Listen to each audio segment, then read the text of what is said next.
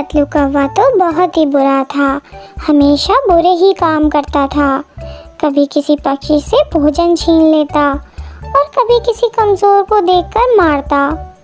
कल्लो उसकी पत्नी थी और उसके बेटे का नाम टिल्लू था।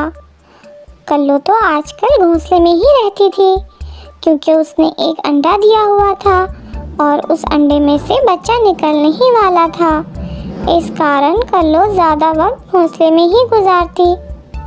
कल्लो, अब मैं बूढ़ा होता जा रहा हूँ और मेरा टिल्लू जब बड़ा हो जाएगा और जो हमारा नया आने वाला बेटा है वो भी आ जाएगा, फिर हम सब मिलकर इन छोटे पक्षियों को सीधा करेंगे।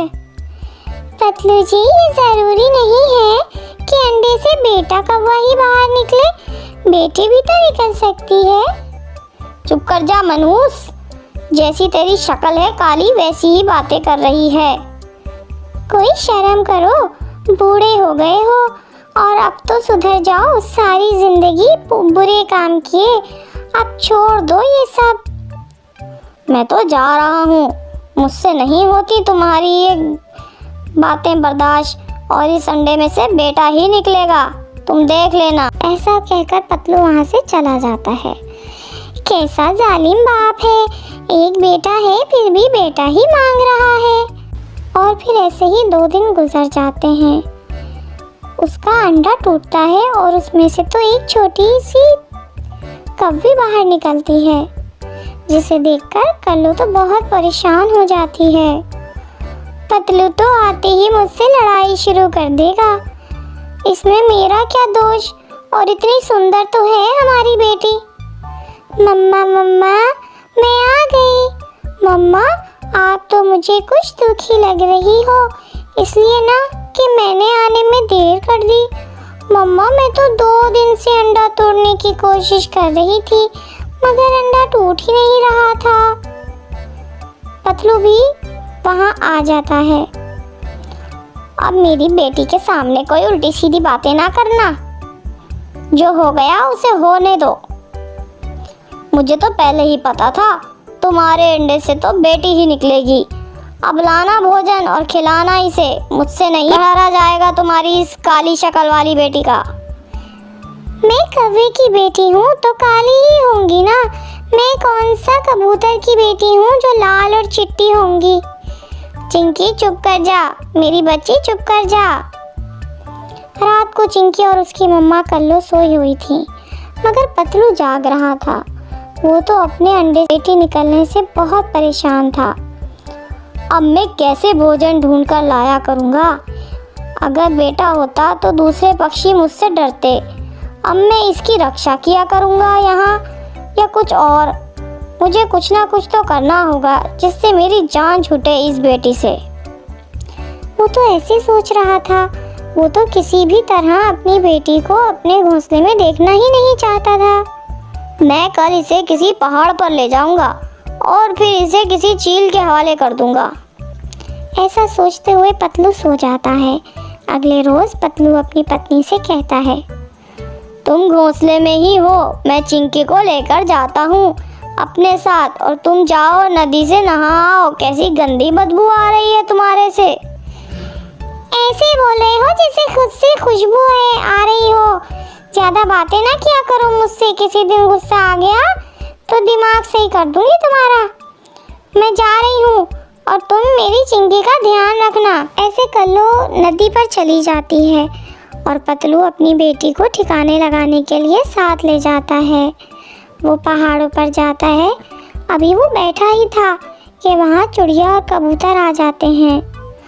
पतलू, क्या ये तुम्हारी बेटी है? हाँ, मेरी ही बेटी है। ये चिंकी नाम रखा है हमने इसका। बहुत सुंदर है और नाम भी बहुत अच्छा है। अब इसका अच्छे से ध्यान रखना। बेटियां जब बड़ी हो जाएं तो बेटों से ज़्यादा प्यार देती हैं। ऐसे चिड़िया और कबूतर वहाँ से चले जाते हैं। क्या करूँ? अगर इसे मार दिया तो सब पूछेंगे। मैं क्या बताऊँगा सबको? सबको पता चल जाएगा कि मैंने ही अपनी बेटी को मारा है। फिर पतलू के दिमाग में एक शैतानी सोच आती है। मैं इसे ऐसे मारूंगा कि किसी को पता भी ना चले। चिंकी, मैं तुम्हें एक बात बताता हूँ। पहले वचन दो, तुम किसी को बताओगी तो नहीं? नहीं नहीं बताऊंगी मैं। बाबा जी आप मुझे बताएं क्या बात है। सूखे दाने के अलावा अगर कोई भी चीज़ तुम्हारी मम्मा तुम्हें खाने को दें तो तुम उसे मत खाना, वरना तुम्हारे पंख सूख जाएंगे और फिर तुम कभी उड़ नहीं सकोगी और हमेशा हमेशा के लिए अपाहज हो जाओगी। सूखा दाना भी सिर्फ एक ही खाना है रोज़ का। बाबा टिल्लू भैया भी तो खाना खाते हैं। टिल्लू लड़का है, तुम लड़की हो, इसलिए तुम्हें अगर मेरी बात का विश्वास नहीं है तो खा कर। नहीं पापा जी, मैं तो फल कभी भी नहीं खाऊंगी। मैं तो सिर्फ एक ही दाना खाया करूंगी। और ऐसे खुद ही मर जाओगी, मुझे तुम्हें मारना भी नहीं पड़ेगा। पापा जी क्या कहा? कुछ नहीं। चलो अब घर चलें और मम्मा को या किसी को भी नहीं बताना कि मैंने तुम्हें ये राज की बात बताई थी। वो सब तो चाहते हैं कि तुम्हारे पंख सूख जाएं और तुम कभी उड़ ना सको। फिर ऐसे पतलू कौवा अपनी मासूम बेटी चिंकू को लेकर वहाँ से चला जाता है। इतनी देर में पतलू और कल्लू भी दाना लेकर आ जाते हैं। इतनी देर कर दी पतलू जी, कहाँ चले गए थे चिंकी को साथ लेकर? हम घूमने गए थे। अच्छा चिंकी, ये कुछ फल हैं, तुम खा लो। मैंने और तुम्हारे भाई ने तो खा लिए हैं। नहीं मम्मा, मेरा तो फल खाने को दिल नहीं कर रहा। चिंकी ऐसा कहते हुए अपने पापा की तरफ देखती है। पापा के साथ गई थी ना, कुछ खा कर आई होगी, पेट भरा हुआ है। चलो सुबह खा लेना। फिर ऐसे कुछ दिन गुजर जाते हैं। कल्लू की बेटी तो बहुत ही कमज़ोर हो गई थी। वो तो ज़रा भी भोजन ना खाती थी। चिंकी, बस जब तुम थोड़ी सी और बड़ी हो जाओगी तो फिर सब खा लिया करना। तुम तो बहुत बुद्धिमान हो, जो किसी को भी नहीं बताया कि मैंने तुमसे कहा है कुछ खाने से तुम्हारे पंख सूख जाएंगे। मैं अपने पापा की राज की बात भला कैसे किसी को बता सकती हूँ? मेरे पापा मेरा ही तो अच्छा सोचते हैं। वो छोटी मासूम को भी ये कब जानती थी कि उसका पापा तो उसे मारना चाहता। कल्लू और उसका बेटा टिल्लू भी कहीं से भोजन लेकर आ जाते हैं। पतलू जी, हमारी चिंकी तो दिन ब दिन बहुत ज़्यादा कमज़ोर हो रही है। मैं इसे डॉक्टर के पास ले जाती हूँ और तुम घर में टिल्लू का ध्यान रखना। डॉक्टर के पास लेकर जाने की क्या ज़रूरत है? चिंकी खुद ही ठीक हो जाएगी। अच्छा भला तो खाती है, खुद ही ठीक हो जाएगी। क्यों चिंकी? अभी तो आम खाए थे ना तुमने मेरे साथ। चिंकी झूठ बोलती है। हाँ मम्मा, मैंने अभी तो आम खाए थे। मुझे डॉक्टर के पास ना लेके जाएं। तुम चलो मेरे साथ, ऐसे तो तुम मर जाओगी। ऐसे ही कमज़ोर हो रही हो दिन ब दिन। फिर कल्लू कौवी चिंकी को साथ ही ले जाती है सीधा बुलबुल के पास। बुलबुल, मेरी बेटी ठीक हो जाएगी ना? मुझे तो इसे देखकर लग रहा है कोई खौफ इसके दिल में बैठा हुआ है, जिसके कारण ये कुछ खाती नहीं है और ऐसी हो गई है। अब ये लो दवा, और इसे भूख ज़्यादा लगेगी इससे और ये स्वस्थ हो जाएगी।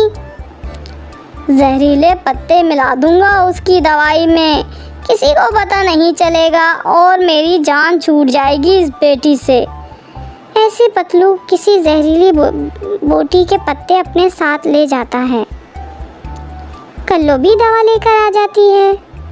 पतलू जी, मुझे तो पानी पीने जाना है, मैं आकर दवा दूंगी चिंकी को। बुलबुल दीदी बोल रही हैं इस दवा को खाने से हमारी चिंकी ठीक हो जाएगी। पानी तो मुझे भी पीना है। चलो कल्लू, हम दोनों ही चलते हैं। फिर वो दोनों पानी पीने चले जाते हैं। जैसे ही वो लोग जाते हैं, उनका बेटा वो जहरीले पत्ते उठाकर खा लेता है और वो तो मर जाता है। भैया क्या हुआ? आप भैया क्यों बोल नहीं रहे हो? आपने क्या खा लिया है भैया, बताओ ना। कल्लू और पतलू जैसे ही वापस आते हैं अपने बेटे को मरा हुआ देखकर रोने लग जाते हैं। मेरी दवा के पास कुछ पत्ते पड़े थे, वो खा लिए हैं भाई ने। और बोल। पतलू तो खामोश था और रोए जा रहा था। पतलू ये क्या हो गया? हमारे बेटे को कैसे मर गया? ऐसा कैसे हो गया? पतलू को अपनी बेटी चिंकी कौवे को अपने सीने से लगा लेता है। चिंकी, आज के बाद तुम सब कुछ खा लिया करना मेरी बेटी। पापा, फिर मेरे पंख तो नहीं सूखेंगे? नहीं सूखेंगे मेरी बेटी, नहीं सूखेंगे। कल्लू रो रही थी और उसे कुछ समझ नहीं आ रहा था। चिंकी ऐसा क्यों कह रही है? ऐसे उस कौवे को पता चल जाता है कि चाहे कितनी भी कोशिश कर लो, जिसे ऊपर वाला बचाना चाहे उसे कोई मार नहीं सकता और वो अपनी बेटी से प्यार करने लगता है।